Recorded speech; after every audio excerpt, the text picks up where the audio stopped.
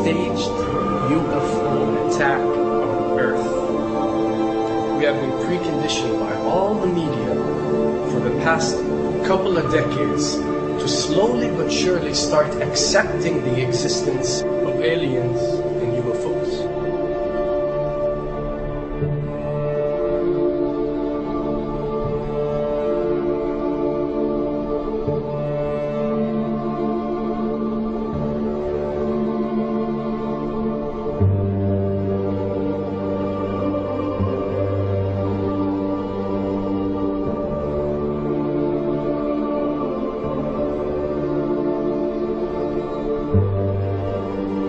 I can tell you right now that 99% of every UFO sighting that has ever taken place has actually not been an unidentified flying object, because this has always been military technologies.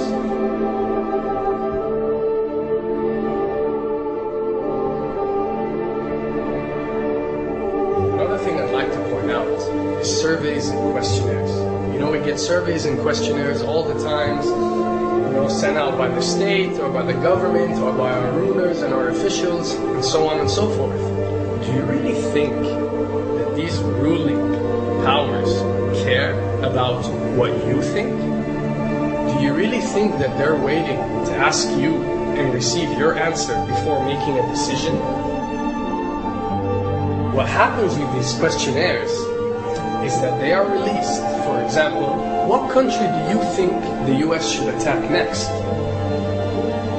And if it yields back results like 70% of the US population believe Iran is the next country that should be attacked, this is actually a study conducted for the effectiveness of the media propaganda that they are using. So when they get such results, they look at it and they be like, all right, amazing.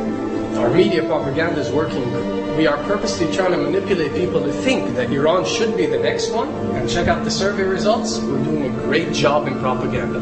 That's what it's all about. And if the results come back and they aren't up to par, so let's say 20% want war with Iran and 80% want actual peace, they say, okay, so now we have to go and rework our media propaganda and make it more effective so these percentages change.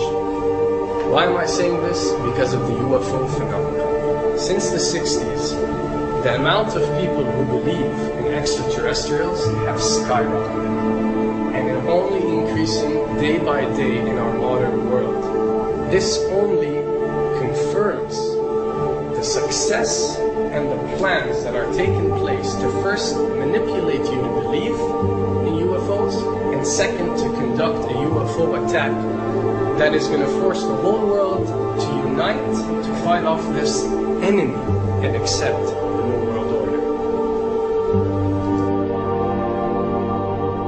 A former Canadian government official is warning we may be on the verge of intergalactic war, saying, quote, the Bush administration has finally agreed to let the military build a forward base on the moon, which will put them in a better position to keep track of the comings and goings of visitors from space, and to shoot at them if they so decide.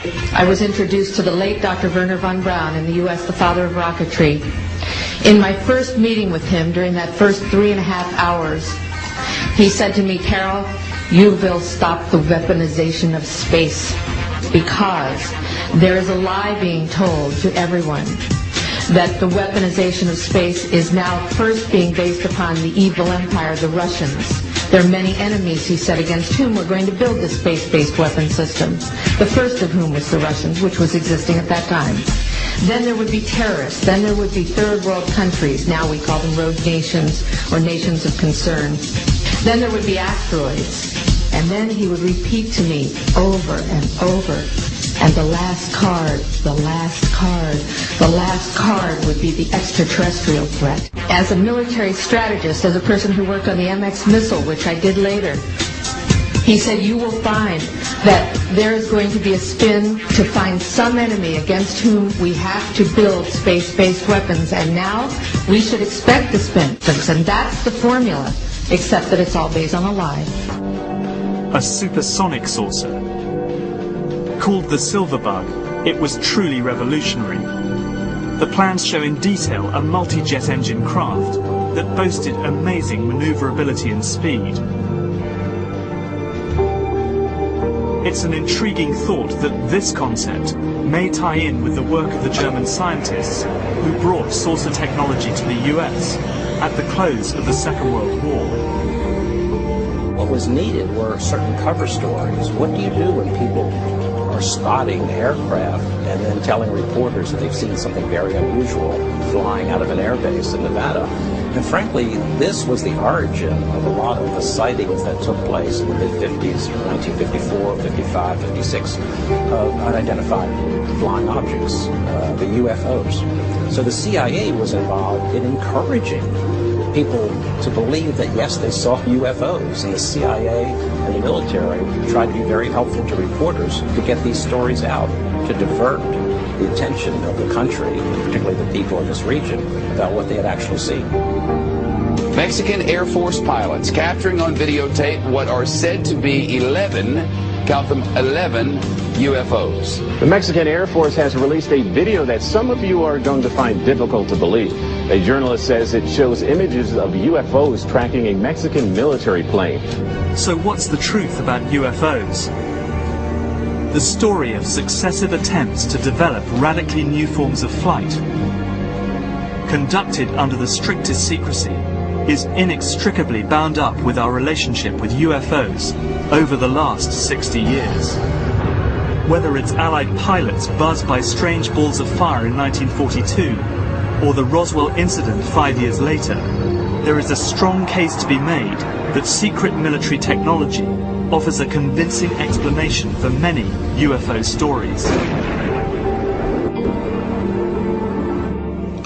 Anytime the government has secrets that they can keep from us, they can manipulate us by those secrets. In essence, they still remain 25 years at least ahead of us in technology, information, and knowledge, and secrets, and they are using them against us. I heard over the years many times over that the plan to usher in the New World Order would be to make all the people in this country and around the world feel totally helpless to prevent the New World Order from occurring, this world dominance plan, by saying that we had been invaded by aliens, so that we would say, oh please UN, come in and help us all. So bear in mind that there is a planned orchestration to get people to be submissive through the secret technology and information that they're keeping from you under the blanket of the so-called National Security Act.